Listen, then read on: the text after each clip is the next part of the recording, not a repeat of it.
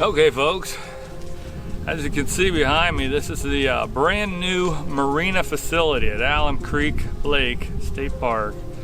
They spent about a year and a half, 2 years building this brand new facility, and they just finished it and opened it this spring. Right around Memorial Day was the grand opening. So it's a nice, big, beautiful facility. They got all kinds of services here. They rent kayaks and canoes and boats.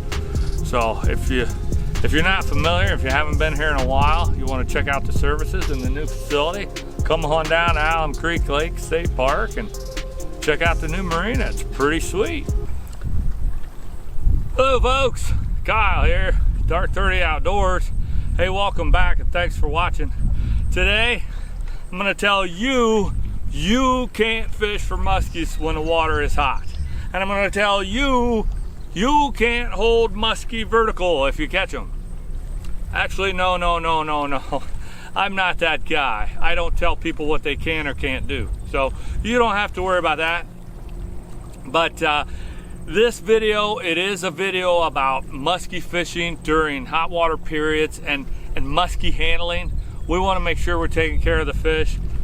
If you saw my hot water muskie fishing video from a couple years ago, I talked about the fact that none of us as fishermen ever want to catch a fish and release it for it to die and just go to waste and become turtle food. That's not our intention when we release a fish. We put it back hoping that it'll continue to live and grow and get bigger, and maybe we'll catch it again. Maybe next year and it's much bigger, or some other angler gets a chance to catch that fish. So that's the premise. We don't want to put fish back in the lake that are just going to die. So there are some precautions that we can take. There is new data out. In my previous video, I did mention a study that was underway. We now have 2 years of scientific data. And I know, we've all heard the expression, trust the science, right? Yeah, no, not so much. I don't know, maybe you do. But this is actual science. We got our fisheries biologist guys, our fish nerds. That's the kind of science I'm into, man. They actually go out into the field and they study this stuff, right? They've got radio transmitters. They can find the fish after they've been caught and released days later, weeks later, whatever the case may be. So stay with me. I'm gonna bring you some data. I'm gonna take you onto the computer. We'll pull up the data. We're gonna get into the scientific data of this hot water muskie fishing so that you as an angler can make an informed decision of whether it's a good time to fish for muskies or it's not. And maybe we'll talk a little bit about handling, safe handling practices, so that those fish can go on and live and grow and get great big, and we'll catch them when they're even bigger. Stay with me. Here it is, the scientific data that I promised you when I was out at the lake. This is the Southern Muskie Mortality Project, and they are attempting to answering the controversial question of whether warm water catch and release leads to muskie mortality, or one might even say delayed mortality. So this was a study done. I want to give props to the folks that were involved in this project. Project investigators are listed as Dr. Kyle Hartman of West Virginia University, Dr. Derek Crane, Coastal Carolina University, Jeff Hansbarger, West Virginia Division of Natural Resources, Scott Smith, Virginia Department of Wildlife Resources, Tyler Young, Virginia Department of Wildlife Resources, George Palmer, Virginia Department of Wildlife Resources, Dan Goetz, Maryland Department of Natural Resources, Peter Jenkins, West Virginia University, Taylor Booth, West Virginia University, and Corey Bauerlein, Coastal Carolina University. So they studied 3 different bodies of water. James River in Virginia, Stonewall Jackson, West Virginia, the reservoir, and then a pond study at a hatchery. The pond study at a hatchery, the numbers were not grand. They caught 6 fish, one of them died. So the mortality rate for the pond was 16%. Even though it's a small sample size, that's what we have to go by. At Stonewall Jackson in West Virginia, they studied that for 2 years, and they've got a nice little chart here. Out of 28 fish caught, 12%, 3 died, 12%. And then for all of the fish that weren't caught, 3 of them died anyway. So that was a 6% mortality for fish that were not even caught. But the 12% mortality, I mean, to me, that's a substantial number. And what's really fascinating is if you look down here in the springtime, there were 20 fish caught, 0 mortality. And again, they tagged these fish with radio transmitters, so they were able to go and find them days after, weeks after, you know, and verify, yes, the fish is still alive, or no, the fish is not. This is scientific data, folks. This is, it's not what they think, it's not what they believe. This is actual data. And then in the James River, they had 12 fish that were caught during the warm water period, and 33% of them died. It's not a huge sample size. We do wish that was a little bit bigger. But 33% died. That is substantial, folks. The pond showed a 16% mortality rate. The reservoir, a 12% mortality rate. And the river, a 33% mortality rate. So this information is very substantial. Now, the website is muskymortality.weebly.com. So you can go and you can look at the website and you can look at all the information and read their reports. Pretty fascinating stuff. And my hat's off to these individuals that set this up, because it has been controversial in the world of muskie fishing, whether warm water fishing for these fish has an impact or it doesn't have an impact. I think that the data shows that there is definitely an impact. So it's up to us as anglers to use this information and apply it so that we can make good choices. So I'm going to flip it over to the Ohio Department of Natural Resources Muskie Angler Log. It's a tool that we use to track fish that are caught. It's up to anglers to just on their own due diligence to enter that information. So we'll look at that information, those numbers, and we'll apply some of this, apply some of these scientifically obtained mortality rates, and we'll see what that looks like.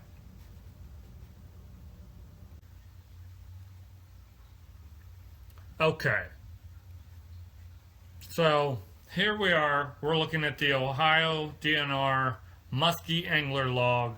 This is a website tool that they use to track catches of Ohio anglers that are specifically targeting muskies. This is the information that we have. I'm going to get a little bit unscientific here, but if we extrapolate the numbers from the Southern Muskie Mortality Project to what we see has been caught in Ohio in July, I mean, it's some fascinating stuff, right? Most of July in Ohio has been hot water, kind of on the edge. A couple days danced below, a couple days well above, and we lost some days in June. So we'll just call July hot water for most of Ohio's reservoirs, and we'll use the reservoir mortality rate of 12%. There has been, just this month of July of this year, 367 muskie caught in Ohio in all of our reservoirs. So 367 fish times 12 fish, that's 44 dead muskies, right? If we divide that across 9 lakes, that's 4.9 dead muskie per lake. Now, some of these lakes have higher catch rates, right? In West Branch Reservoir, a ton of muskies are caught. And then Clear Fork, in July, there was probably only 1 or 2 caught. So that's probably not... It's a broad... I'm applying broad numbers, and I should probably be a little bit more specific and exact. But I'm just trying to get you to see the impact, okay? That's really all I'm doing here, is I'm playing with the numbers to get you to kind of recognize there's a tremendous impact here. I'm going to break it down just a little bit further. We're going to go to one specific lake. My home lake, Alum Creek Lake. 22 fish caught.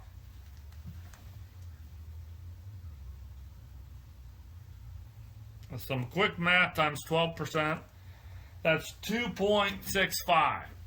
They call it 2.5 fish dead. I don't know how half a fish dies, but you get my point. Just for July. You know, I'm not even looking at June and August, and you know, it has an impact. Another telling piece of information that I found fascinating was that in their scientific study during the spring or cool water periods, there was 0 mortality. None of the fish died. So it seems pretty profound to me. I would like to thank those that conducted the study. I believe it might still be ongoing. I'm not 100% sure on that. But huge hats off to those guys. I named them off earlier, but tremendous gratitude for bringing this information to light. And again, as I stated out at the lake, it's up to us as anglers to use this information to make the right choices, to make good choices. You know, it goes back to we want to take care of the fish, right? Okay, now that we took a look at some of the scientific data that supports delayed mortality among muskie when you fish for them when the water temp's 78, 80, 81 and above, it puts a real strain on those fish. It's a serious stress to those fish. You've seen the numbers now. It's up to us as anglers to make the right decision. I promise you there have been times that I have been out muskie fishing and the water temperature was 80 degrees. Probably not the smartest thing to do, probably not the best thing for the fish if we want to take care of the fish. But the one day that I did it this year, it had gotten really chilly the night before, down to like 51, 52. And I got out in the afternoon and the surface water temps had just barely touched 80. So that was a judgment call on my part. I made a judgment, I fished, I caught a small fish, I water released it. I'm reasonably certain it lived. So, you know, use your better judgment. If you feel like it's 80 degrees, but it just did hit it, it's been cool, most of the water column just below the surface is not crazy hot, maybe it's okay. Maybe if there's a cool water aquifer, you know, a couple years ago I fished Lake Milton. The Mahoney River flows into that, and that's a cool water aquifer that feeds that lake. So if you're fishing that end of the lake where that cool water comes in, it's not as big of a deal. We want to take care of the fish. That goes back to the handling. The vertical holds are very, very harmful for the fish. The internal organs can get mushed up like smashed spaghetti. It can be hard on their spine. And if you really look into the physiology of a muskie or a big long fish like that, they have a lot of muscles and joints right between their head and their jaw that controls their gills. You can damage that, and then you got a real problem for that fish. I'll reiterate, we want to release these fish so that they'll go on to live and grow, right? I just want to catch more and bigger muskies, and I think most fishermen do too. Especially muskie diehards, right? We're out there putting in the time, we're putting in the work. We want to take care of these fish. Okay, folks, so I am getting ready to close out this video. And I do have a fishing rod. I'm gonna be targeting sawguys today, do a little fishing off the bank. I'm at Alum Creek Lake, why not, right? But I'm gonna close this out by saying I don't tell anyone what they can or can't do when it comes to muskie fishing. But I know we all want better muskie fishing in our lakes and our rivers. So keep that in mind when you make your choices. Should I fish for muskies today? Maybe I should, maybe I shouldn't. Take care of the fish. Don't do a vertical hold, that's not necessary. Do those horizontal holds, release the fish.